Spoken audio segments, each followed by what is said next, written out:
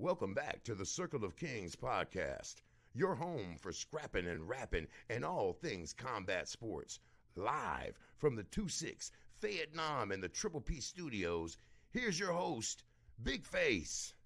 Welcome again to the 5th episode of the Circle of Kings, man. And do we have an awesome episode, man? So, as you all know, the Circle of Kings was live in Miami for BKFC 57. And what a show David Feldman and Nelson Lopez and the crew put on. The first numbered show of the year, and they held no stops. I mean, so you had 13 fights, just spectacular fights all the way around. You had celebrities in the building.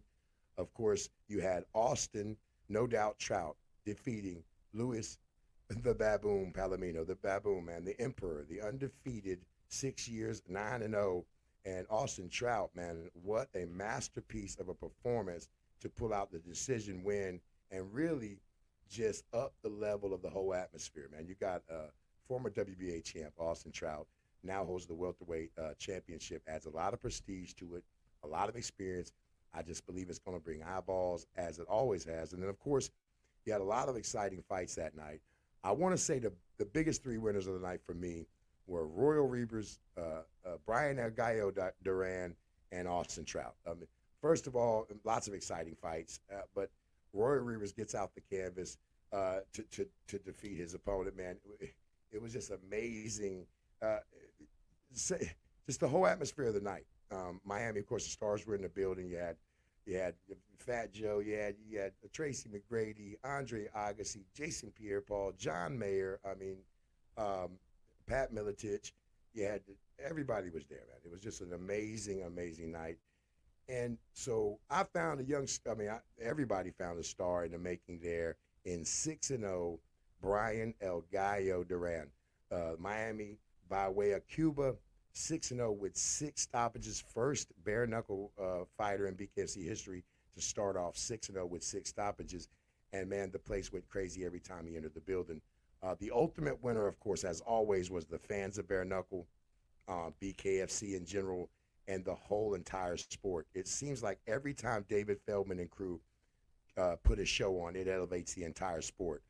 So stay tuned for an absolutely fabulous show tonight. We've got Zach the Shark Calmus. He'll give us some updates on the Prospect Series that's happening February 16th at the Salisbury Center in Manassas, Virginia. We've got Royal Ryan Reber to talk about that amazing comeback victory at BKFC 57. We got El Gallo. My man right there is going to come in and talk to us about the fight with Luis Lopez, an instant classic fight. And, of course, we close it out with the big dog, Austin, no doubt Trout, the new welterweight champ of BKFC, man. So stay tuned tonight. We got a great show, man. Scrapping and rapping. Circle of Kings, that's what we do, baby. Welcome back to the Circle of Kings podcast, your home for scrapping and rapping and all things combat sports. Live from the 2-6 Vietnam and the Triple P studios, here's your host, BigFace. Welcome back to the Circle of Kings, man. And next up, man, we got a little special guest right here to set the night off for us. A friend of the show, man, BKFC fighter, Zach, the Shark Attack Calmus, man. What's up, Zach? Shark, man, what's up, man? How you doing, Chad? What's going on, my friend? My man, it's good to see you again, brother. I want to catch up with you, man. I know you're in the midst of training for the upcoming event on February the 16th in Manassas at the Salisbury Center. We got the Prospect Series, man. How you feeling, man? How you feeling about this fight coming up with Freeman? Oh, I'm blessed to make my 5th BKFC ring walk. We looking forward to it, man. That's a pretty big cat they got you in there with. I mean, I'm looking at the tape right here. He got you about 50, 60 pounds there, Shark. That's a big dude. I've been watching a lot of footage, and he, everything I can find. But that doesn't mean anything. I trained really hard. Come on, man. Give it to us. I know you got – look, I think they might have trained you too hard, Shark. Come on now. I can't. So I'm going to tell you this. I'll be in the building February 16th at the Salisbury Center. I'm looking forward to getting up there. I can't miss you fighting, man. I got to be there. The whole squad coming up. Shout out to Russ. Shout out to Country over there at Extreme Big KFC fan page. Shout out to Matt Sable over there at Knuckletown. We all gonna be in the building to watch this fight, man. You know, so he's a big guy, like you said. I'm a smaller heavyweight, Chad. We've met in person. I'm not a huge guy, but I will never cut down to 200 because there's killers of that weight class too. So height is not something that I'm gonna gain an advantage on by going to 200. I'm not looking for those type of easy fights anyway. I'm not so. I'm much heavier. I've been fighting heavyweight my whole career. I had one fight that was a light heavyweight that was sanctioned out of all my sanction, out of everything. No, And I I definitely see didn't. you I as a didn't do. I heavyweight. didn't do I mean, well. I didn't yeah. do well. Oh, 100%. I see you as a heavyweight. I wouldn't like you to drop down weight either. I mean, honestly, when I was looking at the weight, I was a little surprised to be honest with you, Zach, because I have met you in person, and I walk around like 210. You're a pretty big dude. I mean, you're bigger than me. What And are you talking about? say what? The weight that they printed? Yeah, the weight they printed, I was like, Zach ain't no 205, I'm 210. You got to be walking around 240, right? 255. Like about an hour ago on the scale. Okay, good. Okay, then forget what the hell my last question was, because I'm Yeah. like, I was looking at, I was like, ain't no way Zach's that much smaller than that No, cat, it's an error. my man. Yeah, no, that's an I error. thought I'm you had much went on to bigger. Jenny Craig. No, I'm 255 pounds of solid muscle. Um, I got Twisted no. muscle and goddamn All American Star Spangled Banner. Yeah, got a couple of Big Macs in there too. Uh, yeah, McDonald, Ronald, if you're watching, brother, I got you. I'm the man to go to with a corporate sponsor. I go for that. When I go to Burger King, I get the Texas Double Whopper. We Uh, need we need to make that the Shark Attack meal. That's what they need to do. Just go ahead and put the you Shark know, Attack meal out there, bro. yeah, no disrespect to the legends Ronald, we who, talking to you, Ronald. no disrespect to the legends who have done it before, but you're putting all these. They gave Blueface a meal. They gave I'm just Blueface saying, you're one. putting these musicians on, right? Blueface Burger. I was gonna say it, but I like Blueface. I mean, I know you do, man. I know you do, bro. as a He likes you too, though. personality, as a personality, I like him. But the thing is that the music industry is here today, gone tomorrow. The fights are gonna last in the fans' head forever. You know what I mean? If you give me a cheeseburger, people are gonna want to eat that burger. So I want to ask you while I got you on. I know you know all you focused on this fight next Friday night, man, and I'm excited to see you do it. Were you able to catch any of BKFC 57? Did you catch any of those fights? Watch any of them? I watched all of the fights. I watched all the fights, and everything that I thought was going to happen is what happened. Like every single prediction that I had was exactly how it rang true.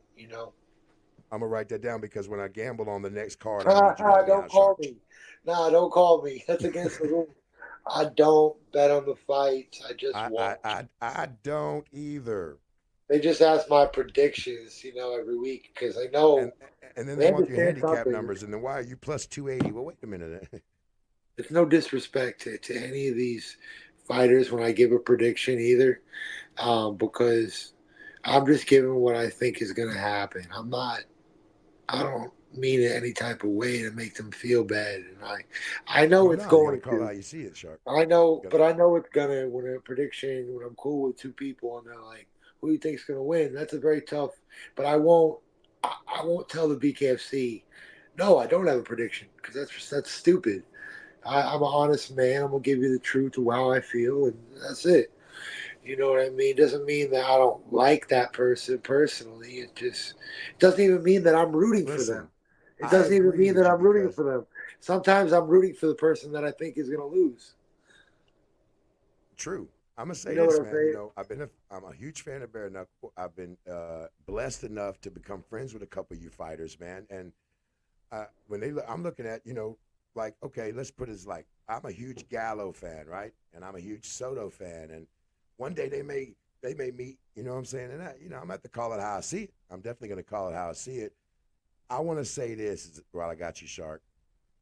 The atmosphere in Miami was crazy, man. You can just feel that bare knuckle is right there, about to become a mainstream force in sports, man. And you're there right in the right time, right in the time when it's blowing up. How do you feel about that, man? Um, it's a blessing to just be one of the guys that for 3 years now has helped build this sport. Look at the mitts on this guy. Look at the fucking mitts on this guy. Just to see where it started and now Jesus. like where we're at now. Even I've only been involved with BKFC for 3 years. Hey, They've Paul, been around they look long. like your size of your head. Your fist is the size of P's head back here. Yeah, I conditioned for this bare knuckle fighting. I'm a very serious fighter. Um, Well, I'll tell and you this: everybody I talk to is a huge fan of yours. I was there in Miami. I was talking to the guys from Extreme. Everyone loves the Shark Attack, man. So we want to see you whoop some fucking ass. yes, sir. That's what I do best. And um, you know, best way I can put it is that I'm a savage. You know what I mean? I'm a shark, and sharks gotta eat. You know what I'm saying? So Sharks so gotta okay. eat. So what's your prediction for Freeman? What do you think? You think you're going the distance? You think you're going to take him out? And what you think out Oh man, that's way to put me on the spot there, Chad. there? Come on, Shark, Come man. on, That's my Chad. job. It's kind of my job. All right, so I'm not predicting any type of quick knockout or anything like that. He's a doesn't look like a quick starter. He looks like he waits on that big punch, and he very well could land it. I'm gonna do everything in my power to move to my left. You know what I'm saying? Because he's a lefty, and there's no fooling me. I fought Juan Torres, one of the best lefties in the entire world. Um, my sparring partner every Saturday, one of my sparring partners, just one of them, the looks that I have, was James Tony's sparring partner for all them years. So Oh he's wow. also a green belt world champion. He's a lefty. So Big Steve Vukosa, if you want to look him up, the credentials are there. It's the WBC green belt world champ, and he's 46 years old. And that man comes down to the gym in Dorchester. He's been working with me for about 3 years at my home gym at Grealish Boxing Gym with my coach, and I've been having the best looks. The last 3 years have just been like the best fighters that I could possibly be around, like the toughest, best, like hardest hitting guys. And my coach has them all. We have over probably 10 heavyweights. You know what I mean? So I definitely went and I found some tape on Freeman. I was able to find some looks of Freeman fighting.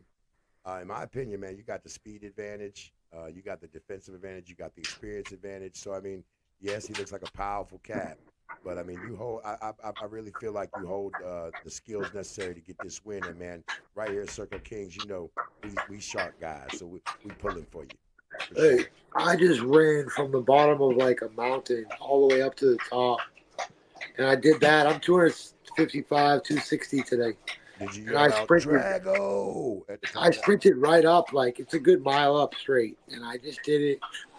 And I ran the beach, pounded the sand, and I was already in the gym. I was already in the gym. You go on Facebook Live, you can see the bag work that I did. All you do, you're like, Shark, I can't see you, my old teammate. But I'm like, bro, all you need to hear is hear me. Do you hear that chain swinging? Because motherfuckers are clearing out of the Y with it. Bah, bah, bah, bah. Like, bro, I don't wear gloves when I hit the bag. I don't wear any gloves. So I'm just punching a bag. That poor fucking heavy bag. That poor fucking heavy bag, man. It's getting softer and softer. Like, look Fucking at my hands the jab here. size of goddamn That's catcher's my mitts. jab. Yeah, Sausalino. Paul said, look at that gap in the knuckle. That's it. Oh my God. Look like you're holding something in your hand like I feel like I'm holding two steaks. a Well, man, hey, first of all, man, thank you so much, Shark, man. As always, friend of the show, man. Huge fan. Thank you for taking time away from your training schedule, man, to talk to us for a few minutes. And I look forward to seeing you. I'll be at weigh-ins, man. I'm looking forward to seeing you next week It's in my Manassas. honor. Listen, it's an honor to even be friends with you, man. The way that you guys lift us up and the way that you put this industry on your back, like, let me tell you, I really appreciate you, bro. And I really appreciate all you guys, especially the Bare Knuckle fan club. I appreciate you, Circle of Kings, and just everybody who goes that extra mile. See, we're a family. And Shout out to Mission Accomplished. Shout out to Movie that's Buzz. what Shout out to it Knuckle is. Like Town. mission Shout out to all the cats. accomplished. Without them guys, like we're talking about real OGs, Mike and Mish. They helped me in my Absolutely, man. darkest Professionals, guys that do great jobs, too. professionals, but also good guys, good men who pull you aside and they'll keep it real. They told me when I messed up. They made it a point. Zach, you did this, you did that. You gotta do this now, I think. And No, then I was how able to many? see But them a work lot of down there in guys. Miami. A Those lot of guys are guys great. will cut you off. A lot of guys will cut you off when you're not exactly what they expected you to be. But instead of make you better, how many guys come in your life and make you a better person? You know what I mean? Facts. All right, man. Well, big ups to you, Shark. I'll see you next week in Manassas, man. Thank you so Oh, much, brother. we're gonna get it done, baby. Thank you, man. Thank you, Chad. All day, man. My man. I'll holler at you. I'll call you in a minute. Oh, we're gonna eat some cake in Manassas. Yeah, we are. Ooh, My man. ooh, There you go, ooh. Pete. There you have it. Circle of Kings, man. Friend of the show, Zach the Shark Attack Calmus, which just goes to show you, man, the reason this sport is catching fire. It's not just the action. There's a lot of action in the ring, but you got true characters. I mean, real American tough dudes, man, that make the sport what it is today, man. So there you had it, Zach Calmus, man. Stay tuned. We got a great show tonight. A lot of reaction from BKFC 57. We've got several winners, and we've got the welterweight champ of the world, Austin Trout, tonight, man. Scrapping and rapping, man. That's what we do. You know what I'm saying?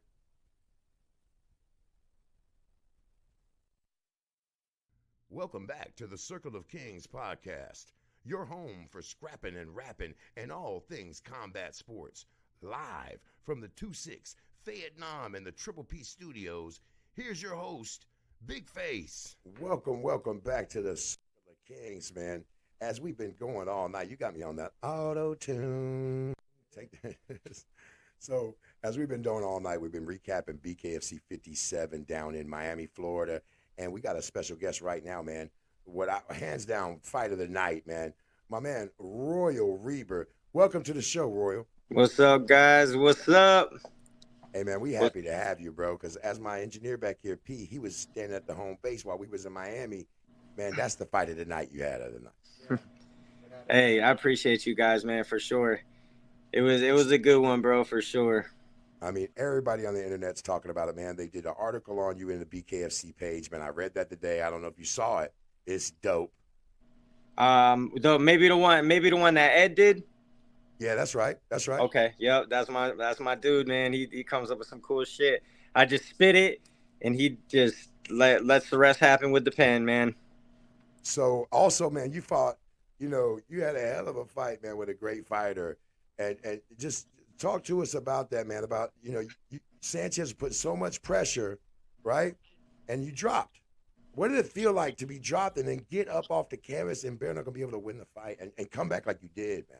Honestly, man, it was better than knocking him out with one punch. You know what I'm saying? Because it showed when I tell you, man, Prez's pressure, man. I seen what he did to Ace Sample, and Ace was on his way up. He was an up-and-coming 135er, supposed to be really good, and Prez handled him in one round, man. And now I see how he did that, and I took the knee in order to not take some more of an ass whipping, you know what I mean? Because I didn't really train too much clinch for him.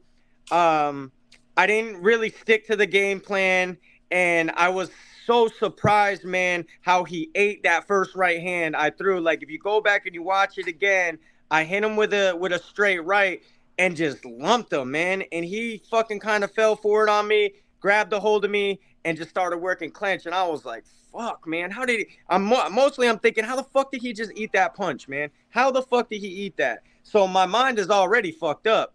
And when he got a hold of that clinch, did some dirty boxing. That wasn't the thing. He clipped me in the temple, man, and I got kind of rocked. And then he kind of did it again. And then when I went down, I took the knee real quick, and he hit me with 2 more punches, which, whatever, man. I would have kept punching too if I was seeing my opponent going down because I'm trying to finish you. But I wouldn't let him finish me, man. I was like, okay. I get down. I take the knee. I gather my thoughts like, wow. Okay, like, damn, bro. I can't even fucking believe this shit right now. I said, I sure as fuck did not drive all the way down here for this, though. So I got him and fucking, try to get my distance. Same thing. And, kind of like I was going to do to Grady, let him burn himself out. Like, if you want to keep coming with that forward, like, bro, you're going to have to kill my ass. And I wasn't dead yet. So, I continue to fucking push forward, man. And, you guys, the rest was fucking history, man. I'm going to tell you just like this. I'm a huge bare knuckle fan, man. Been following for several years, boxing guy, whatever. When the dude came in and was really smothering you, it looked like, I'm amazed, man, because this ain't boxing, man. And no, you did. That's all I train with, really. You took 2 good shots when you were on your knee. So he caught you twice more, and you looked at the ref like, really, man? Like, the dude punched me? All right. But I'm going to tell you this. Your straight game, your 1-2 game is crazy, man. Oh, yeah. Like I mean, like I tell everybody, man, I'm no beginner to this shit either, man. I grew up on Bruce Lee at 16 years old. I'm 36 now. I got over 20 years in this shit, man. And yeah, I don't have 20 years of good fighting experience, but I mean, it's all experience. And, that's when I resort to danger and getting out of danger. Some people throw wild looping punches. I throw straight down the middle punches, man. And, it's hard for people to time that shit because I understand the art of bare knuckle fighting too. I kind of treat it like knife fighting. You know what I mean? In the sense that I don't care if you got me down 2 rounds to none. You know what I mean? And you're up by 2. I still know there's a huge possibility that shit is not going the distance, and I lacerate you the fuck up to where it's gonna get stopped. And I almost thought they were gonna stop it on the bench, but they let that crazy motherfucker go, man. And it just it caused more damage for him, man. Unfortunately, so much damage at the end, Royal. I can't believe the last 4 or 5 shots. I've never seen anybody take those shots and try to tap in the middle of getting punched. I've never seen somebody take those type of shots and still fucking like Keith. I had such big shoes to fill with Keith knocking him out in 1 punch, but I feel like just showing the dog that was in me and showing how much Derek Perez could really take. Like, I don't know how he took just 1 shot by Keith in fucking Florida, man. It's either Keith has that much fucking power, which I do believe he does have that much power, but I've also watched him go into a war with a smaller guy, so it just doesn't make sense with me. You know what I mean? And, I end up fighting Keith. All my T's got to be crossed and all my fucking I's got to be dotted. But styles make fights, and I do believe my style is going to be hard for him as well because I am a superior stand-up fighter, man. And like I said, I proved that. And my coaches were so pissed because it took me so long to get acclimated. But, there's a lot of shit, us as fighters, that I hate to use the excuses, but there's a lot of shit that goes on in our lives, bro, that, leading up to these fights. What was said in the fucking waiting room with David Feldman talking about, man, you guys need to come out there and fight your ass off. We sold out. There's people from all over the world watching. There's so many people, you know what I mean? And it's like, woo, like, man, I know for sure, man, that, this dude's coming to fucking fight, bro. And when I'm standing across from him and he's bouncing around and he goes by the name Rage, it's like, that's when I knew even within Travis, if you got somebody or you don't got somebody. If it's going to be an easy fight or it's going to be a long night. And I could tell with both of those guys, it was going to be a long fucking night. You know what I'm saying? And you listen, man, pressure bust fucking pipes, man. We always say it. I'm sure you've heard it plenty of times. Or it's going to form a fucking diamond, man. And the choice is yours. And the resiliency and the dedication and the grit that I showed that night. I mean, even David Feldman was fucking highly impressed, man. And that's what I was there to do, brother. And that's what I came to do. So mission fucking complete. And I still got my fucking highlight finish, man. You know what I mean? I got my highlight finish. I made us look good. It was a little scary, but without adversity, there's nothing, in my opinion. You know what I'm saying? And that's just how my life is, brother. I mean, I've been through some crazy life experiences, man, that honestly would have broke the average person easily. And I had a choice to make in those decisions too. And yeah, they were self-inflicted, but guess what? So was stepping in that ring. That's a self-inflicted choice. You know what I'm saying? Yeah, I'm no choosing doubt. to do this, man. He's choosing to do this. So therefore, it's a self. So no matter the outcome of it, you got to be okay with that. And that's why, like I'm gonna tell you guys, and like I tell everybody else, man, they always are like, well, what do you think the outcome of the fight is? Listen, bro, I don't care about winning and I don't care about losing. I care about going in there, emptying my mind, being formless, being shapeless, like Bruce said, like water, and being able to Dope. perform at a flow state, high motherfucking level to where I don't hit. It hits all by itself. And now I finally, 20 years after leading Bruce Lee's philosophy, it took me fucking 15 years to understand what he meant.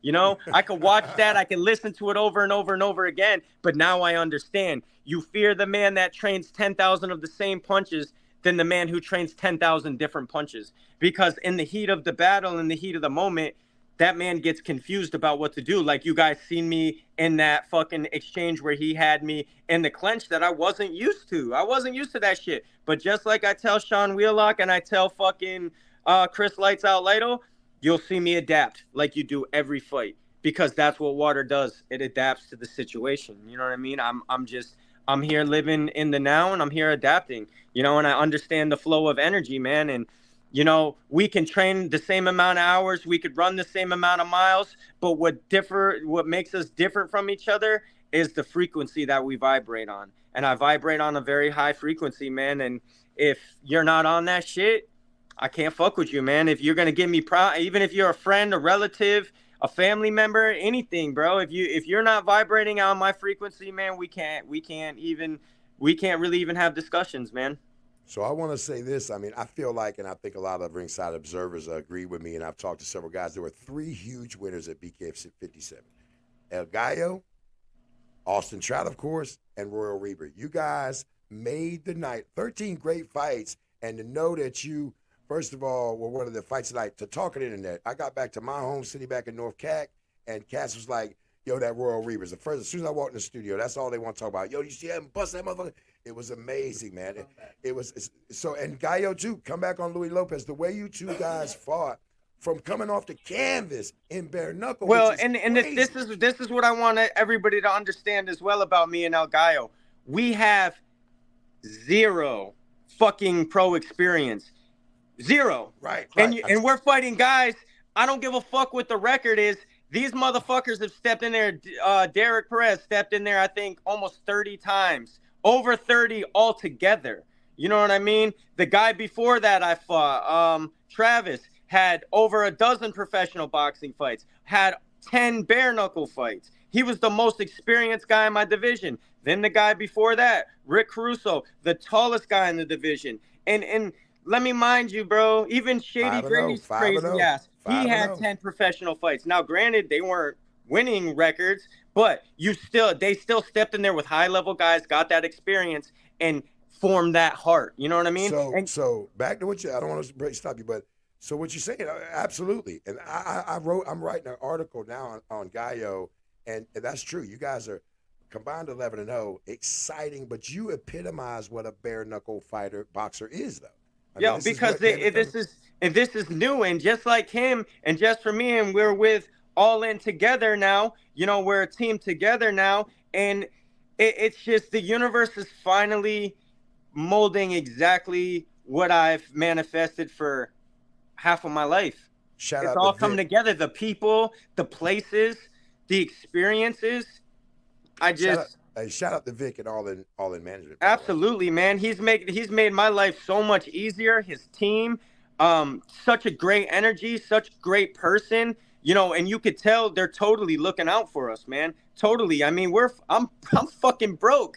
You know what I'm saying? Like, still, I'm doing this shit still broke. Yeah, I'm getting paid better, Royal, my man is giving the fades, and then he is fucking fading both ways, motherfucker. You fade you out, and you catch the fade. However you want it, man. We're bringing it.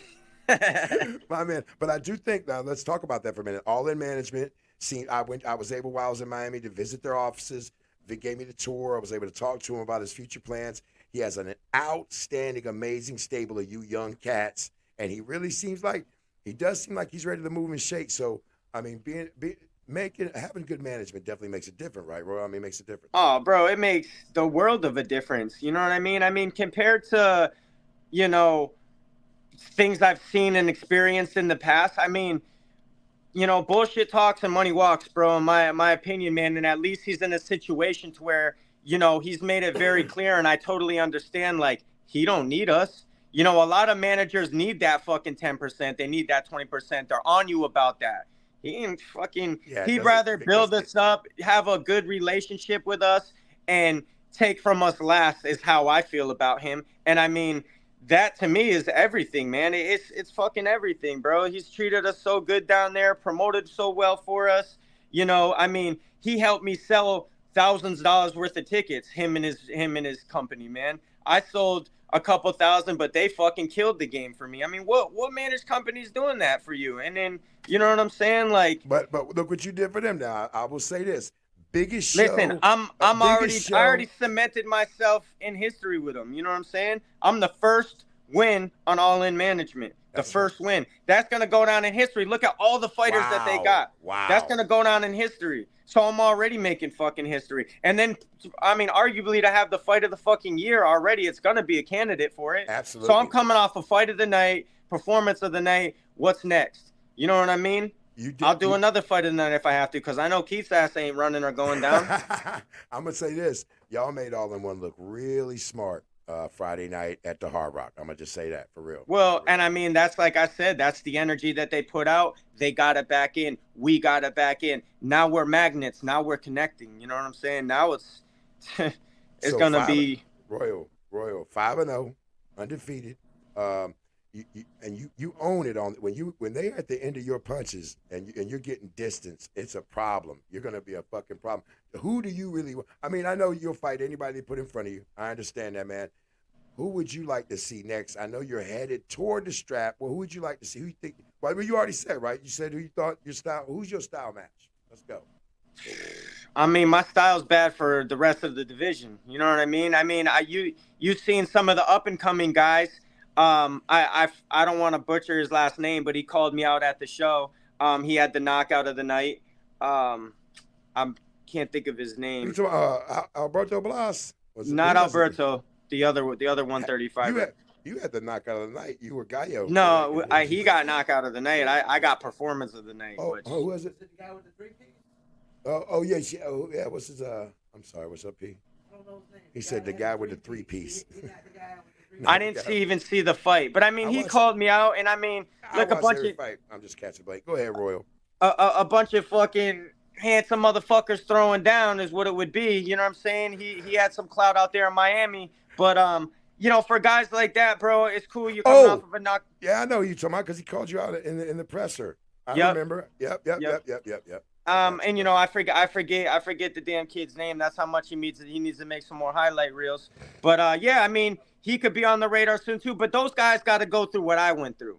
They got to go through the Travises. They got to go through the fucking Perezes before I'm even like, oh yeah, I'm willing. Because let me tell you something, bro. I took a fucking huge calculated risk with fighting Derek Perez, being ranked number 3, which arguably I should have been ranked number 1, but whatever.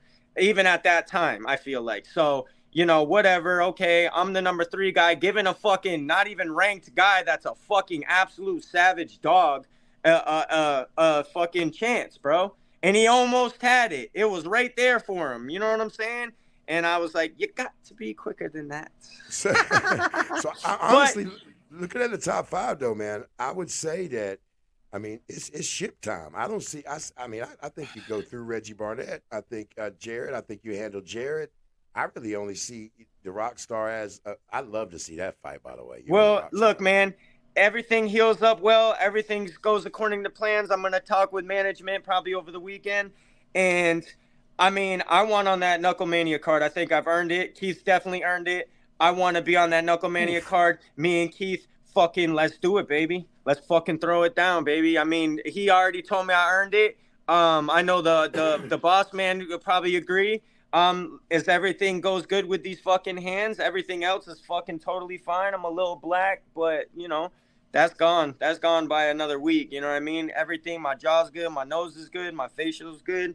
You know, let's fucking do it, bro. You know what I mean? Why not? You ain't getting any younger. I ain't getting any younger. Now, granted, I ain't ready for that. They let him get his fucking belt, how you want to call it, let him get his first title defense from somebody else, because I'm not ready. I'm cool with that too. But I honestly, I don't know that I want to take any more calculated risks other than putting it all on the line versus that belt, because this bare knuckle shit ain't for play, bro. You keep giving people fucking cracks at that #1 spot, you know, your time could fucking, you know, very well come up as well. I mean, we got some killers on the rise. Alberto Balaz, like you said, the other kid coming up, I think his name was Justin. I can't pronounce his last name, so I'm not going to try to do him like that. But, you know, he seems like another fucking stud coming up in the game, bro. So, I mean, it's, you know, those guys take care of business like I did and earn their fucking spot like I had to fucking earn it. You know what I mean? All right, brother, I don't got that. Look, I'll fight any one of you motherfuckers, bro, and I'm going to give you hell, bro. I'm going to give you fucking hell, bro, because I'll figure it out, whether it's, hey, you better have kept that hand up, or, you know, you better do this. Because I feel like even Derek Perez in his fight, he wasn't knocked out. He was knocked down, stunned, but I felt like he could have fucking took the knee a little bit, took his time to get up, shook it off, and then continue to fight. But then maybe not, and maybe it was too up in here for him. I don't know, bro. Listen, man, that was some major fucking damage.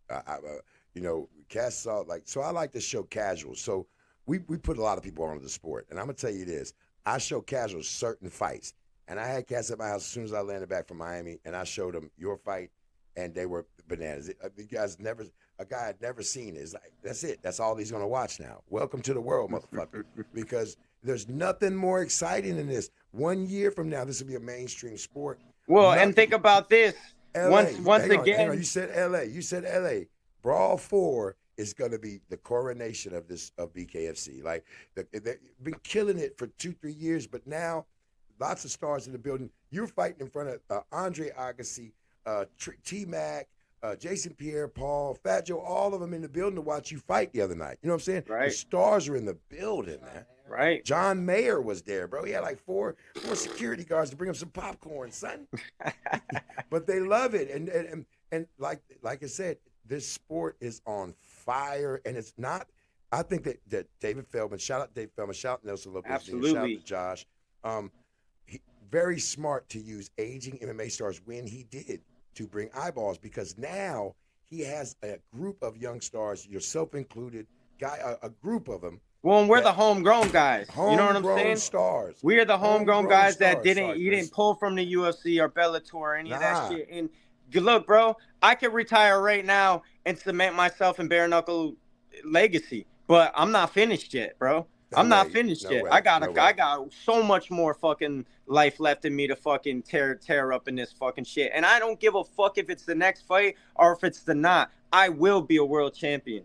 You know what I mean? I will be a fucking world champion, because that's the drive I have. That's where I've been heading my whole life. And that's just what type of motherfucker I am and what kind of energy I put out, man. I will be a world champion. And if I can't take it from Keith, man, he ain't got much time left, Keith. You won't, man. You know, he don't want to keep fighting forever, man, because I'm going to give that motherfucker hell every time. You know what I mean? So it is what it is, man. I got no expectations. I never did, man. I said it just like this, bro. I'm going to fucking hit the ground running, and if I crash and burn in the process, at least I know. You know what I mean? But, you know, every fucking fight. I think you found out something about yourself in Miami, man, that's going to really 100%. serve you well, bro. You know 100%. And they all know it, and the real ones fucking know it. The real ones know it, man. And like I was saying, bro, I'm gonna cement myself in this bare knuckle history, because it's like early days of like the UFC. If you think about UFC and you know when UFC started back in the early 90s, I was there. Name 3 people, and I bet you I could think of those same 3 people. Ken Shamrock, Hoist Gracie, fucking, you know, Dan Severn, or you know what I mean? Like, those guys are fucking cemented in history, bro. Even guys like Pat Smith, who never really even had a name for himself, like, everybody's gonna remember that motherfucker. You know what I mean? Everybody, you know. Pat Miletich, who was in the building. He was in the building in Miami. You know no shit. See, and I mean, Pat Miletich the Miletich had his own system, the Miletich system. But I mean, those are guys that I grew up watching as well, man. Vitor Belfort, like, fuck, man. You know, I got to fight on Vitor Belfort's card, and that's really the only reason why I did that game bred shit. You know So what how I about mean? this, Like, man? 13 years ago, Austin Trout won the WBA championship. I watched it live, and the other night, man, it was amazing. You were on that dude, card. it was, I mean, and to fight on his undercard, and I said that to him at the official weigh-ins. I said, bro, to be on your undercard is amazing, bro. You know what I mean? Like, and I almost got nervous. I thought I lost that little signed pictures we all did, but I found it in my truck. I was like, no, I lost my shit. But I didn't lose it, man. I found it. I was so happy, bro. Man, Royal, man, you a fan favorite, bro. I talked to Russ and Country with Extreme BKFC fan page, my which dogs. they do a great job, man. They love you, man. They put me on the game before the fights even started. They said, watch this Reber kid. Watch when this fight comes. And once again, I want to mention, man, like, so many people I saw, of course, they come to see Trout. They come to see, the big name, the Luis Palomino. Maybe they haven't heard of a Royal Reber or El Gallo, which hard to say because Gallo sold like $73,000 worth of tickets in there. Oh, yeah, nah. Bananas. But I'm going to tell you personally, I know a lot of fighters. I watch a lot of these fights. I came away from there as a huge Royal Reber fan and a huge Gallo fan just because the way you guys fight straight down the pipe at the end of punches, take hella risks to throw your shots. And man, just that's what bare knuckles about. How y'all cats approach the fight. I'm just gonna say. Oh, absolutely. Man. And like I said, it proves to everybody else that even knows it's a new sport that dreams do come true, man. You know what I'm saying? Hard work does pay off. And look at a couple of cats that were nothing, jack shit, had no big amateur backgrounds, had no big professional backgrounds. It just has always been with me, and I stuck to it, man. And I'm reaping the reward. Same with him. You know what I mean? Like, those are inspirational stories, man, that are going to fucking last forever. And it gives hope. And that's exactly what I plan to do in the future is just give hope to this broken, beat down, young-ass generation of young boys and maybe even girls coming up that, look, man, I did it. This is how I did it. This is the criteria. This is, your gratitude and integrity's got to be high. What you're doing behind closed doors is everything. Your energy, what, how your vibe is, who you truly are as a person, all plays significant roles into being successful in life. And it doesn't just have to be fighting. We just proved that you could do it. And the reason why I chose fighting over everything is it's because it's the hardest. It's so easy to lie to yourself and to lie to everybody else out here and go out there and look like a fucking fool. And that's almost what a lot of people thought happened. But in my mind, it wasn't what happened, bro. I just needed to show that I'm a fucking dog-ass motherfucker and will fight through anything just like everybody else should. Never give up. Because what would have happened if I had gave up? We wouldn't be having this conversation now, would we? Amazing. You know what I'm saying? So, and I was fucking hurt, bro. I looked like Martin off of that one episode. I partied with you at Club Dare afterwards. You was rocking the shades. Your shit was lumped up. Your hand was broken. You was like, yo, don't touch my hand. Just tap me, baby. And then I'm on the internet 2 days later. You giving a fade with the broken, swollen hand, bro. So. Yep. I mean, like I said, I heal quick. I don't lacerate easily. Bro, I'm built for this shit. I'm built for it, man. World-renowned tough guys in the BKFC. World-renowned tough guys. For and real. It is. And these motherfuckers, I could have... I feel like you name any of the highest level guys could come into this shit, and I feel like I could beat them. Or at least give them a damn short. I don't give a fuck if it's Gervonta Davis or if it's goddamn whoever. Floyd Mayweather. In this game, you look pretty damn good in this game to me. You're 5-0. You fought. They've sent you on a tough-ass path, Royal. Like, you did not get no easy scraps. Then they put you in with this dude. Nope. He 2-0. Heavy pressure fighter. The fight you don't want to fight. That has nothing to do with your style, and you weathered the storm. But once you started putting them pieces, and plus your motor's crazy, man. Your motor is crazy. You wore his ass out, man. That's and the crazy part was I felt like I was worn out right in the beginning. I felt weird, man. But like I said, you weathered that storm. I know I'm in shape. I don't take breaks, man. I took this little week off. But I'll be right back in that motherfucker on Monday. Right back to the grind. So Chris Lytle, during the fight, when you started catching your second win, you can start seeing it. You can see it. And Chris Lytle, I loved what he said. He said, I think Royal Reeves is catching his second win. And you started just laying down pieces right at the end of the punch, perfect distance. And it looked like those shots were just devastating shots. I'm amazed. I don't know how the fuck because I promise you, and that's really what I wanted to do to Shady's ass, but he didn't give me the opportunity. And I wish they would have let him fight. I wish they would have let that other headbutt slide, and he would have thought he was doing something. Because when I tell you, his pressure was he had good pressure, but he didn't have good punches. Derek had good pressure and good punches for inside dirty boxing. You know what I mean?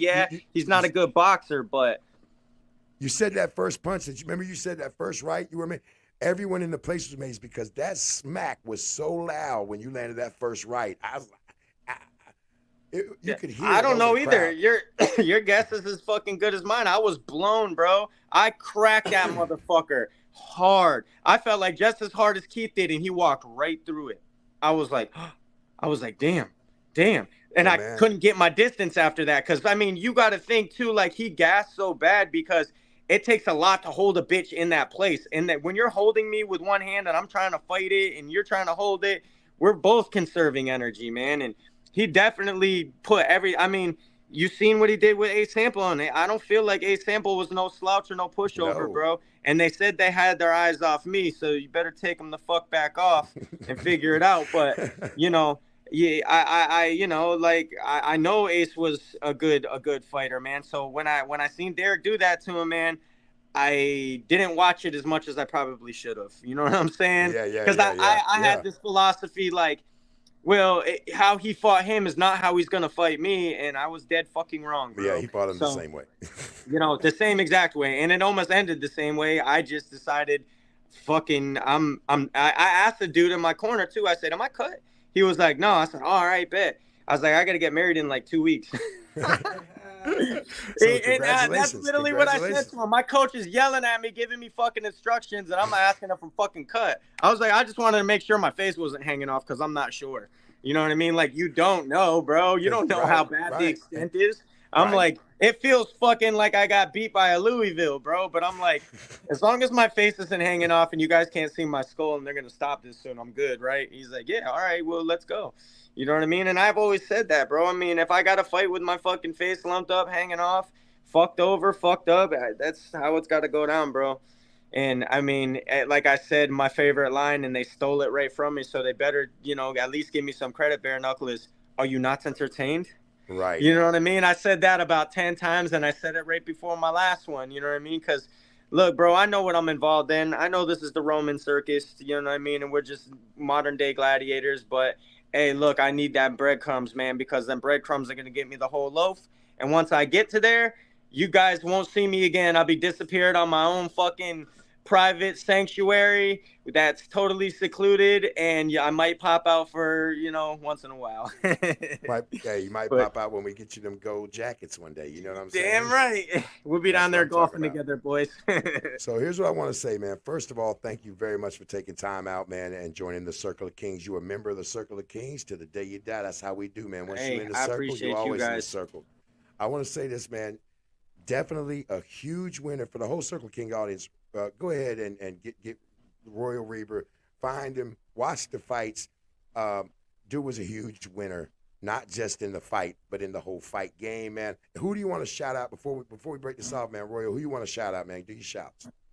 Hey, man, I'd like to shout out, you know, the whole gang, bro. My management, first and foremost, for making a lot of things happen for me, my life easier. Vic, Sam, you guys are fucking awesome. You know, everybody on the team is amazing. I got to thank my coaches, man, for pulling me through, really me pulling them through hell once again. Bo and James, I love you guys, man. Bro, I got them blowing me up. I also, you know, I got to thank you guys, man, having me on the show, bro. Thank all the people who love and truly support me, man. My family, my wife that puts up with my shit, you know, my kids that got to see dad go through battle, man. You know, and every one of you fans that truly show me love and appreciation like you guys, bro, this is why I do it, man. This is why I do it. Are you fuckers not entertained? Hell yeah, we are. Well, Mr. Feldman, man, we know he frequently watches the show. Mr. Feldman, you did hear that we may need to make this Rockstar fight in L.A., which would be huge. Let's stack it deep and sell it cheap, baby. And thank you, Mr. Feldman, for fucking believing in me, brother. I appreciate you, man. We're two guys of the same fucking tree, bro. You know, we coming for everything just like you did, man. Just your story is so inspirational to me and I love to tell it, and I love to share it, and I love to be a part of it, man, because now we are on the same path together, brother. And I appreciate you guys, man. But there you have it, Circle of Kings, my man, Royal Reber, bro. Appreciate you, brother. Appreciate you. Thank you, guys. All day. So there you have it, man. Circle of Kings, man. Royal Rebers who put on an absolute, what I say was the fight of the night, man. Of course, Mr. Feldman gave fight of the night bonuses to the entire card for the first time in the history of BKFC.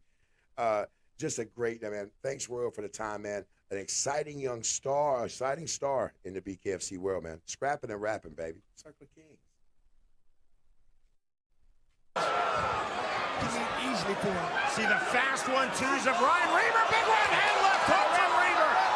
Left hand again. More big shot from Reber. Mike taking in a really close one. There is the finish and the top from behind win for Ryan Reber. Welcome back to the Circle of Kings podcast, your home for scrapping and rapping and all things combat sports. Live from the 2-6 Vietnam and the Triple P studios, here's your host, BigFace. Welcome back to the Circle of Kings, man. Just a dope interview right there with Royal Reber, who had an amazing comeback there at Miami at BKFC 57, man. And speaking of that, man, we got a special guest in this, coming to join us right now. One of the most exciting young fighters in all of combat sports. 6-0 with 6 sleeps, a huge star at BKFC 57. Welcome to the Circle of Kings, Bryan El Gallo Duran. What's up, B?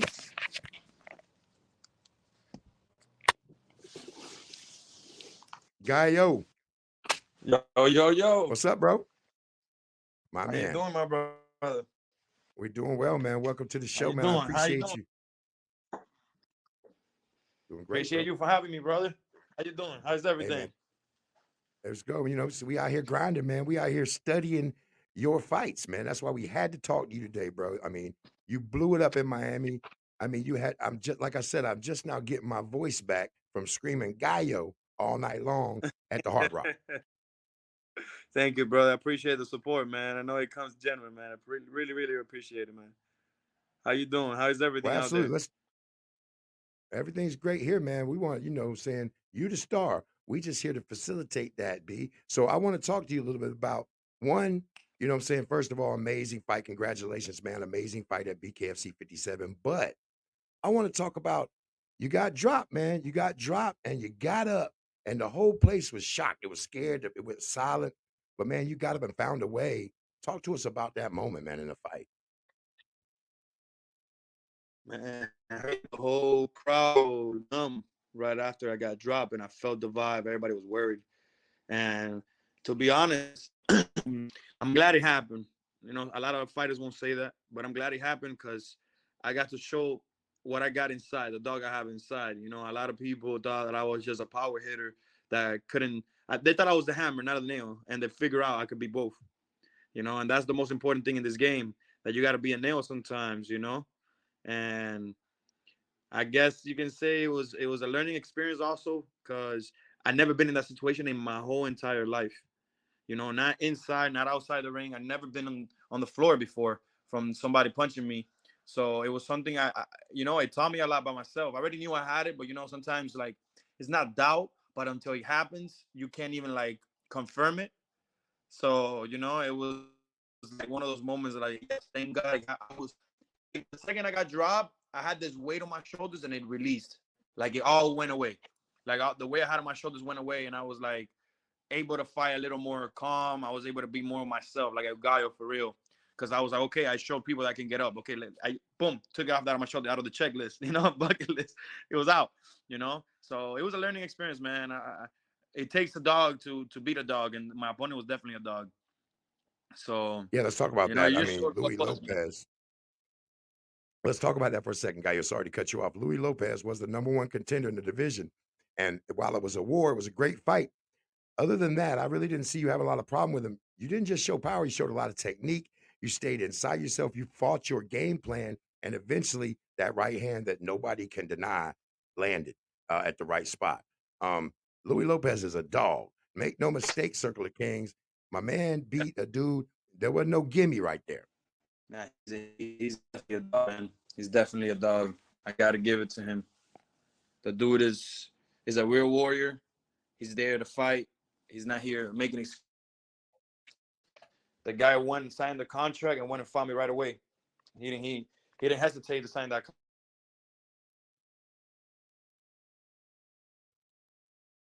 So, and we got frozen right there for a minute. Hopefully we come back to Gallo. I definitely want to talk to him more about this. Hey, Gallo, I want to ask you about this also. Okay, now you beat the #1 contender. It appears to me a title shot is in the future. Now, Kai Stewart and also Jimmy Rivera have been making the rounds on podcasts, saying some stuff that maybe doesn't put you in the best light. And I saw that you responded to him. Let's talk about that a little bit. I mean, bro, Jimmy Rivera's record, I like, forget about what he did in the UFC. Like, this is bare knuckle. This is BKFC, not UFC. A whole different sport, just like boxing is not this. So I don't care what he did in UFC. I respect it. I respect every warrior. I respect every single one of them. But he cannot use that as leverage for what he's done here. Because truth be told, his first fight, it was a draw against a guy that lost to Louis. His second fight, he beats a guy that they brought out of nowhere, a guy that nobody knows. And yeah, he beat him in the 5th round. They went to distance and he won by points. When the guy's face looked brand new, he was all cut up, right? And then his last fight, he kind of quit against a tough opponent. He wanted to make the 155 excuse that he was fighting at a higher weight. So that tells you the whole story. And Kai's been running from me for so long. I made Kai walk away and run away from me in real life.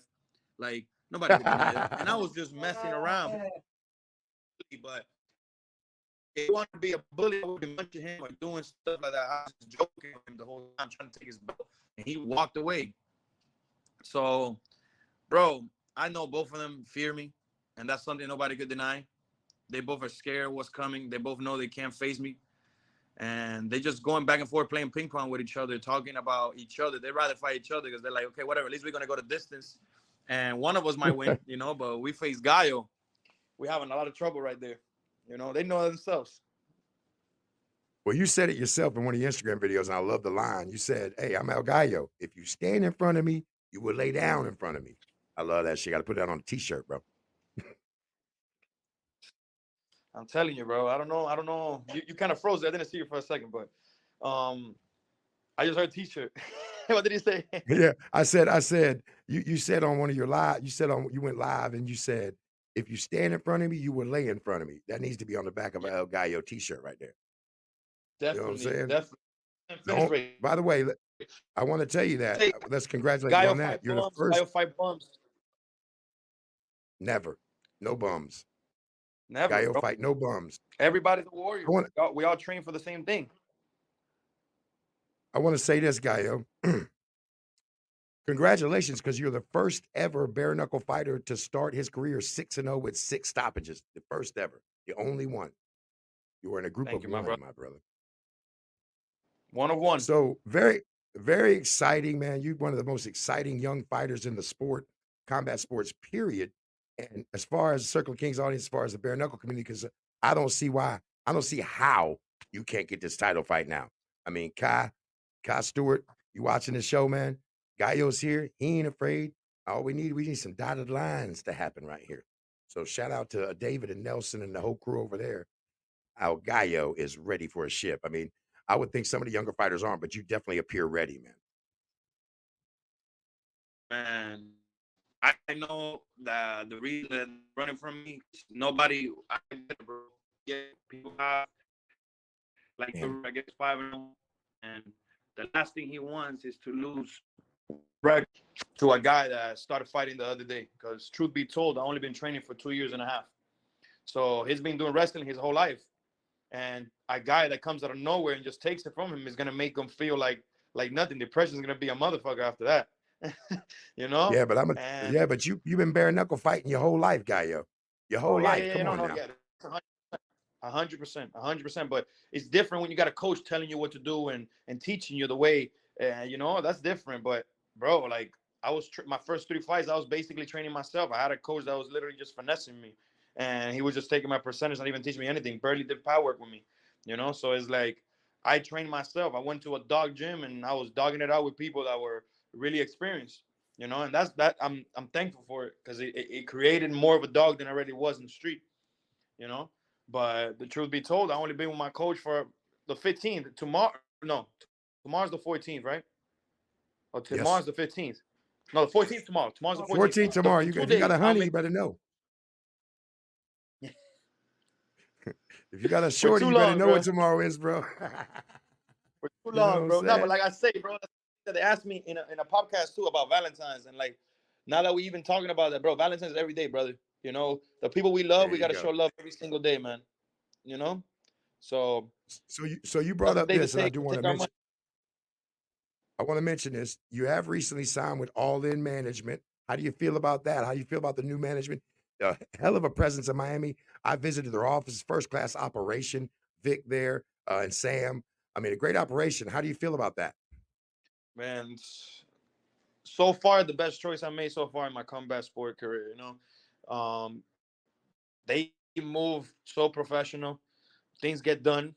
You speak about it one time, they get it done. It's not like other people got to be on top of yo, but you forgot, you know, like they're on top of everything. They're really professional. Sam, wow, bro, that girl moves the right way. Like she does what she got to do, man. You know, She and definitely does. Vic already he's the brain, and he's the man that believes and puts his back behind us because he knows we're gonna double that. You know, and I know there was some doubt on my last fight before my fight, even in my team. Everybody was like, this fight's tough, but I know after what I did that night, everybody like tuned in, and even my team believes in me even more than before. And that's something really important for me. You know, the fact that I got to show who I really was, and I got to show that if you put your money on guy, you're gonna triple it. You know, and that's what matters. Oh, I got messages. I don't put it up to not like expose people and that, but there's people that lost money. They're like, damn, you lost me some money. They really thought I was gonna lose. And then there's some people that won a lot of money betting on me. hey man, I drank for free at the Hard Rock all weekend because of Gallo's win. Straight up. Um, I love it, man. So I do want to talk about it. That's another thing, man. You just bring a just genuine positivity. You can tell, like a lot of cats right here at Circle Kings. You know, we from Vietnam, which is the home of J. Cole. We from the hood, man. Our city's like the hood. So a lot of us come from, humble beginnings, and I can see a lot of that in you. That you've come from humble beginnings. You've had a rough road, and now you see some light, and you letting that positivity really guide you, man. And I can see it, and that's dope. Thank you, man. Yeah, man. When you come from where I come from and you make it this little far, because this is nothing compared to where I'm gonna be, you appreciate it and you don't ever want to go back. You realize that, especially when you find God, man, you realize that this is the only way to do it. The positive way, man. Because I got 3 kids, bro, and it's like if I don't teach them the way, who's gonna do it? I'm gonna go to prison and wait for another man to come and try to teach them something? No, man, it's my job to be here, stay away from the streets, not go back in jail ever again in my life, and just execute, man. Stick to doing the positive. And I always had a good heart. It's not like my heart changed from one day to another. Like, the good heart was always there. It was just the lack of experience and the lack of, not knowing how to make the right decision. And that's what's changed in my life. I'm making the right decision, and I'm putting my principles and my goals before I think about myself. You know what I'm saying? Like, I don't like I said, I don't even eat for pleasure when I'm in camp. Like, I don't care what it is. I go without sex for fucking 2-3 months when I got to fight. Like, I'm disciplined to that point, brother. And Damn. that's what separates me from the rest of the roster. I mean, I Because the want to say discipline I have. absolutely. Sorry, go ahead. Go ahead, Gallo. No, go ahead. I'm saying the discipline I have is hard to find in any sport, in anything, any field. It's hard to find that discipline that I have. A couple things. I interviewed you right after the press conference after the win, man, which was great. Very gracious of you to do that when you still busted up. But you said something there that I took with me. You said, man, it's easy to be the bad guy, right? I was the bad guy. It's easy to be the bad guy, but now I'm the good guy. And that says a lot, man. You know what I'm saying?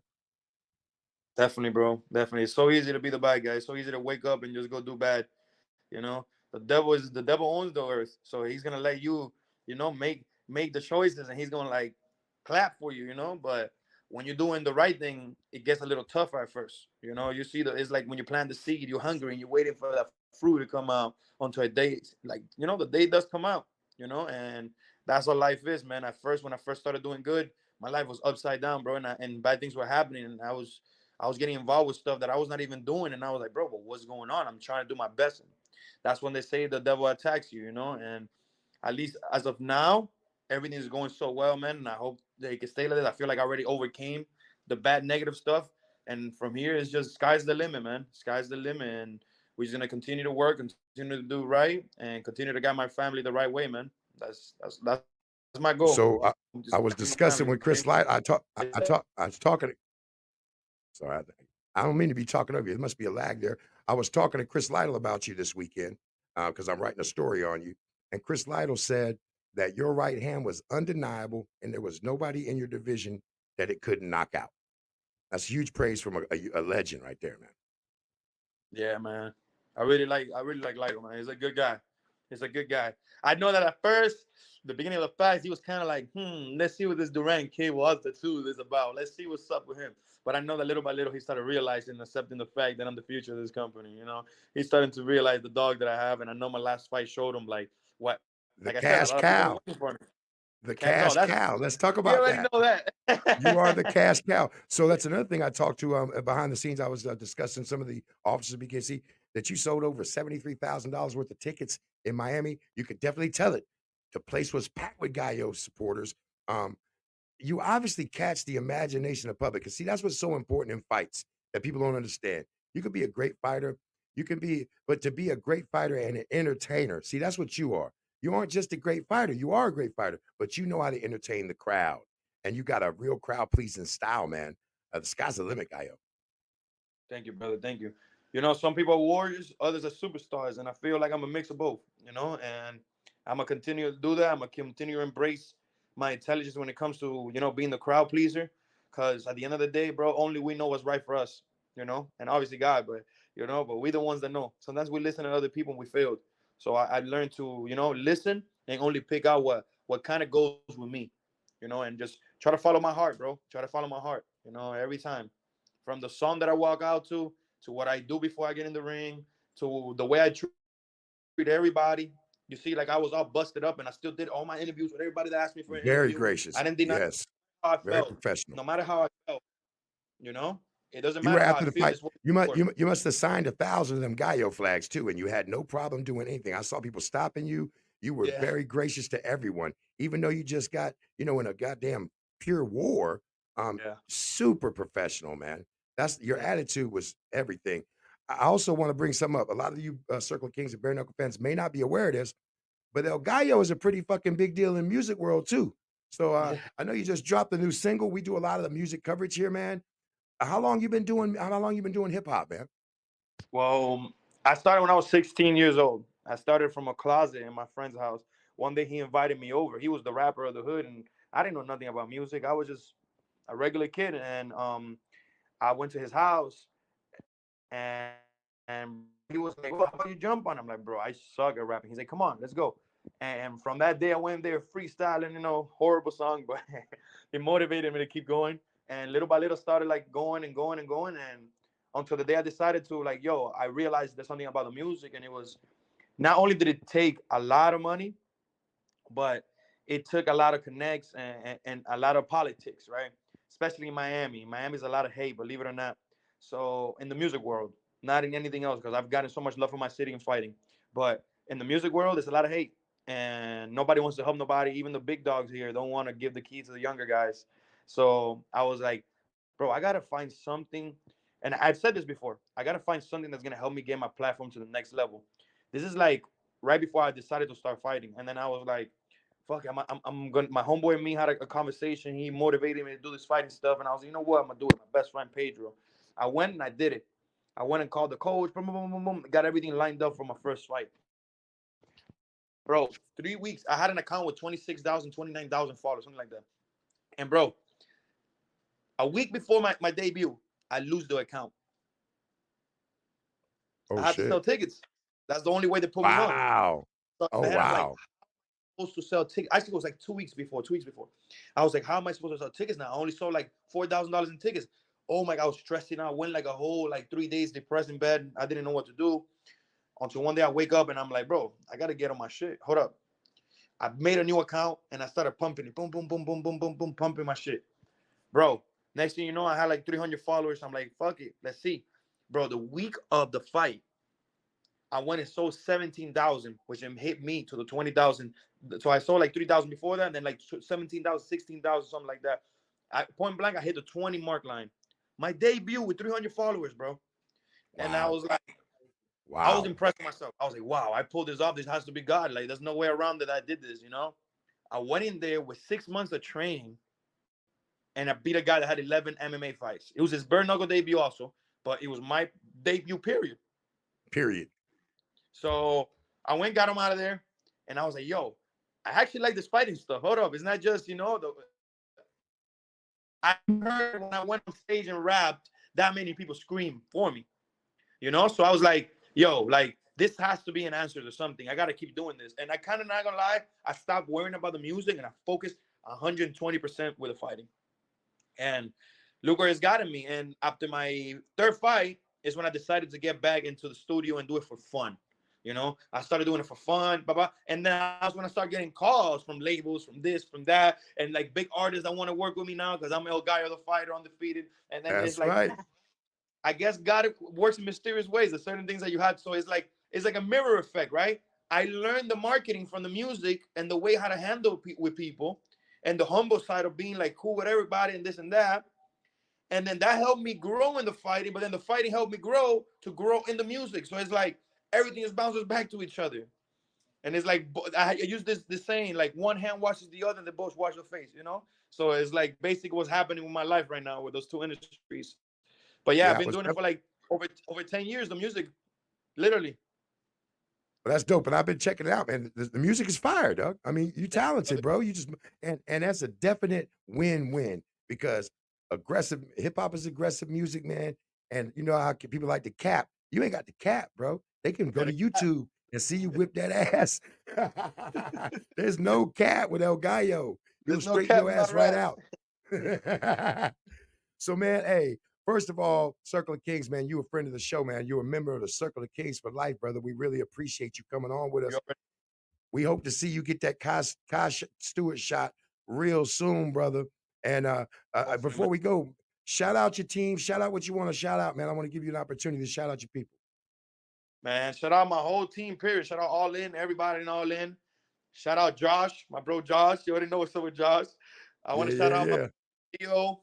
I want to shout out Nelson, Serge, Dave Feldman, everybody that has believed in me. I want to shout out Circle Kings, all of you guys for supporting me. Since the day you met me, you've been supporting me. You already know what's up. So, bro, nothing but love, my brother. We're going to keep going.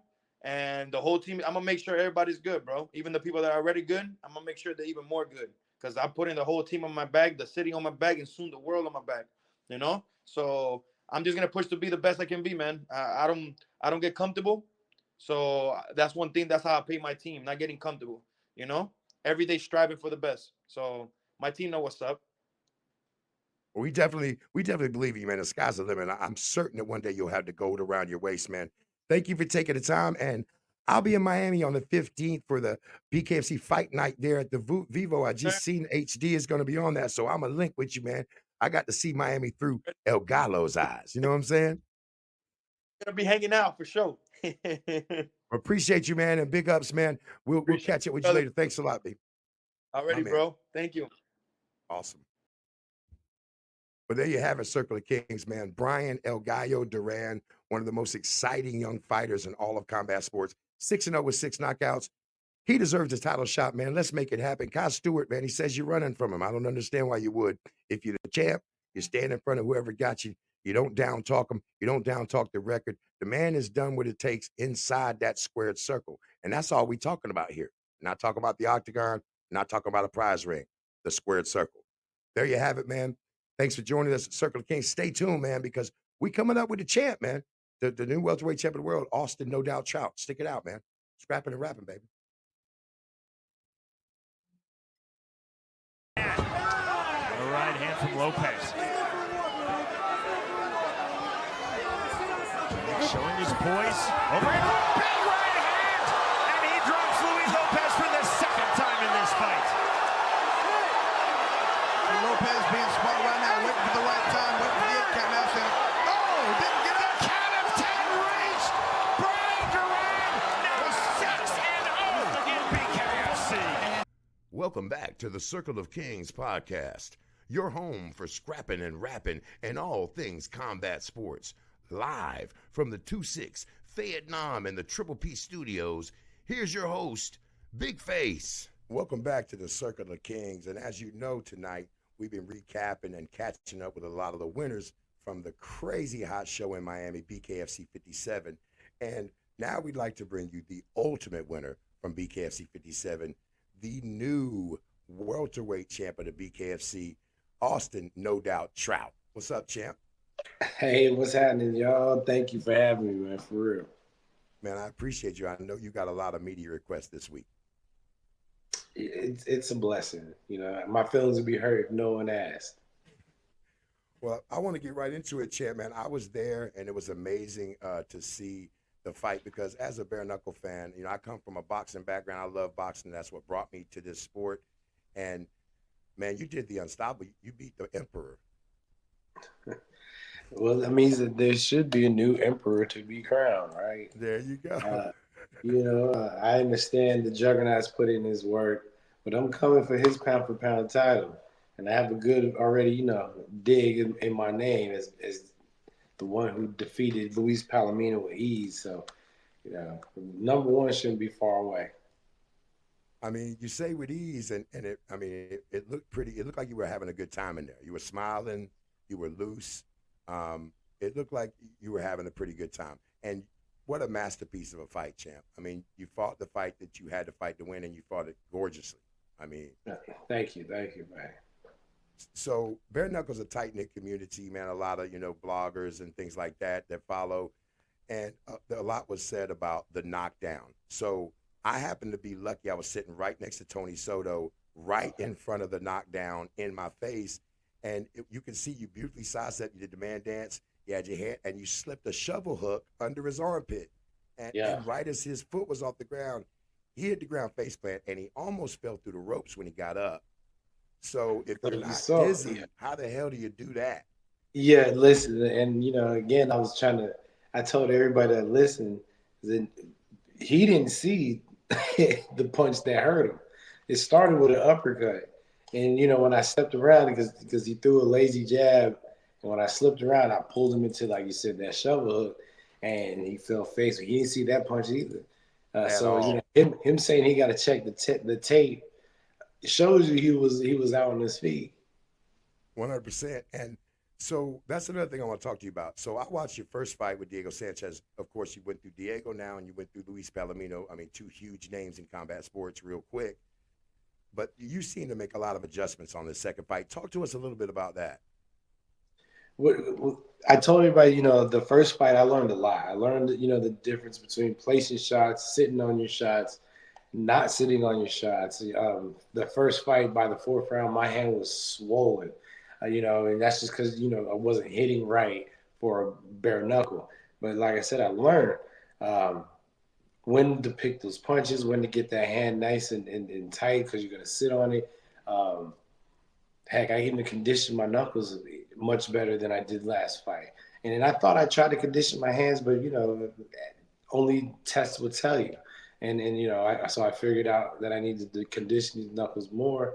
The clinch game, I was getting comfortable with that inside clinch and holding the hitting from the first fight. This fight, I got comfortable in not just learning, but now I'm trying to push the limits of that. It opened up a lot more weapons in my arsenal. And so now, even if you go back and watch the fight, every time he tried to engage on an inside fight, I was right there with him and was actually beating him in the inside to the point where he stayed on the outside and allowed me to box my way to victory. That's what a lot of boxers that come in this game, they're going to have to understand. If you can't fight, you won't be allowed to box. You're going to have to fight to be allowed to box. Perfect way to say it. If you can't fight, you won't be allowed to box. Wow. Yeah. That's a great way to say it. I haven't heard. That's a great way to put it. I will say this. 200 amateur fights, 44 professional fights, six, 7 championship fights for you. I mean, you looked at ease and your footwork when he got close. You just make a few turns and it's over. So your footwork, obviously, and I seen you grabbing wrists too.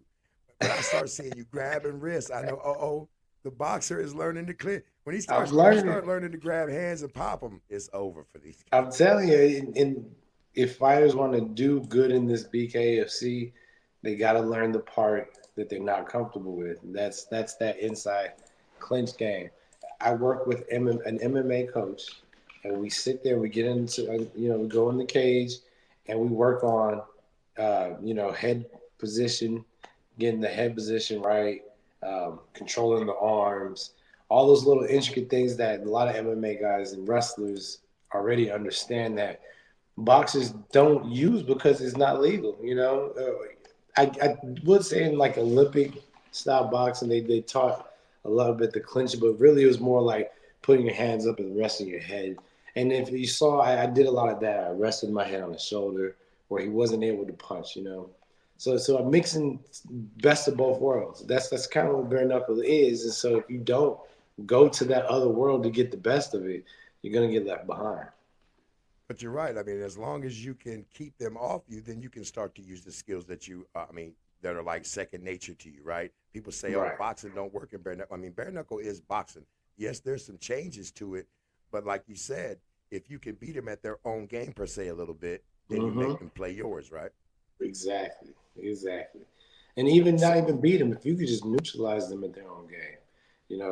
Someone told me when it was, I was never really thinking about going fully into MMA. But, a couple of those guys, they're like, look, if you learn a good takedown defense, it's your fight. You know what I'm saying? So if you can neutralize them, their inside game, it's your fight. Well, I mean, usually to change the subject, but Clarissa Shields, very successful in MMA, straight boxer. They can't she stuffs the takedown and whips their ass. I mean, if you can stuff the takedown, they definitely can't. Their hands are nowhere near a boxer's hands. I mean, like you said, 30-something years of fighting. I mean, and the repetition in boxing is a lot of muscle memory. So I want to say this, man. You did not go the easy route. We love that. And not a lot of boxers get embraced in bare knuckle, but you are being embraced in the community. I mean, guys, the prestige you bring to the belt is great for the sport. What do you think about the explosive growth of bare knuckle, in particular BKFC? Well, it's great, man. I'm loving it's God's timing is impeccable. I asked for this fight a long time ago, and I'm glad that the Most High made me wait, because right now the BKFC is on the growth spurt, and for me to be a champ at the time when it's about to blow up is going to be perfect. And I appreciate the love that I'm getting from the bare knuckle community, and as a champion, I'm going to represent the bare knuckle community to the fullest. So I'm gonna give them the fights that they want. Hopefully we can get some more names down here so I can whoop their ass in the bare knuckle ring too. I believe Tony Soto is supposed to be the number one guy, and everyone was worried, are you going to fight your mandatory once you get the belt? And I told him I will. So if that's the guy that's next, then so be it. I lost it. Them want a rematch, Well, I mean, I'll say this, and as far as a fight fan in me is this. I'll punch that ticket, you feel me? If there is a rematch, I don't believe it should be an automatic. Can you hear me? You hear me, champ? Yeah, I can hear you. Yeah, I don't think it should be an automatic rematch for Palomino, and he may take offense with that, but I mean, I feel like you need to defend it against a top guy, or get the fight that you want. You won the belt. I will say this: I've had a lot of communications. I did write an article on you for Knuckletown that went up yesterday, and may be picked up by the Junkie too, because of your name recognition. Once again, and a lot of people have come in with big names into BKFC and use it as a springboard or use it as a one-time thing. But I think what a lot of people like is that you've shown a lot of pride winning the belt. I mean, I want to talk about you walking down that ramp, talking about you was going to do some nasty shit to that belt when nobody was in the room with you. You said, when I get this belt alone, I'm going to do something to this. I want to talk about that. How that make you feel? It's been 10 years since you were the champ. You know what I'm saying? How did it feel to you to get that gold again? It gave me Rigoberto Alvarez vibes. That's who I won my belt against. I felt the same way as if I just beat Cotto in the Garden. It means a lot, because now when my wife, who really doesn't much, she's calling me champ. You know what I'm saying? And it means something now, you know. And even in the gym, you know, we always call everybody champ. What up, champ? How you know? When they say that, it means, you know, and they say it differently. What's up? No, wait. What's up, champ? Hold up. You know what I mean? It feels. I'm very definitely blessed to be in this position, and then I'm trying to soak it in because you know I've been here before, and one of the regrets was I didn't stay in the moment long enough. I just kept worrying about trying to get next, and you know, instead of just you know sitting in the moment, taking it in. So that's what I'm doing this time. So, by the way, I watched that Cotto fight, and that was an amazing fight of you because Cotto still had a ton of gas back then. He was a dangerous fighter, and you beat the hell out of Cotto. So, anyway, I remember that fight. So, I want to say this, man.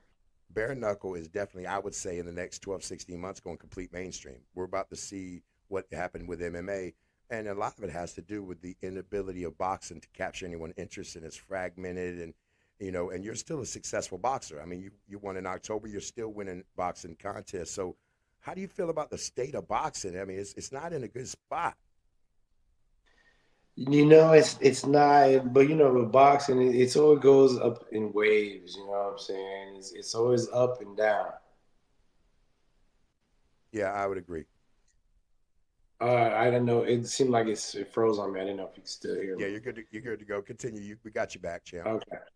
So the waves, you know, boxing always goes up and down, I mean, I remember like 2008, 2009 when Eastern European was running boxing, and it was kind of on the downtrend, and then it came back up, but then you know, it's always up and down, but it never goes away. That's true. I mean, we lost. All right. Well, we lost the feed with Trout. We're going to try to get him back. So I'll talk a little bit while we wait and answer. I'm sure he'll pop right back on. Um, so what you saw at BKC 57 was an amazing performance by Austin Trout, and we've seen these, like we said, we were talking about. We've seen these huge names come, but with Trout is different. I mean, he's like he said, he's gonna be here for a while. He's found a home. He's ready to fight the top contenders in his division. He wants to be the pound for pound number one fighter in the division. So first of all, man, I want to be a big shout outs to Austin Trout on winning the welterweight BKFC welterweight championship, and just man, a masterful performance. I was great to be there, and we got him back, champ.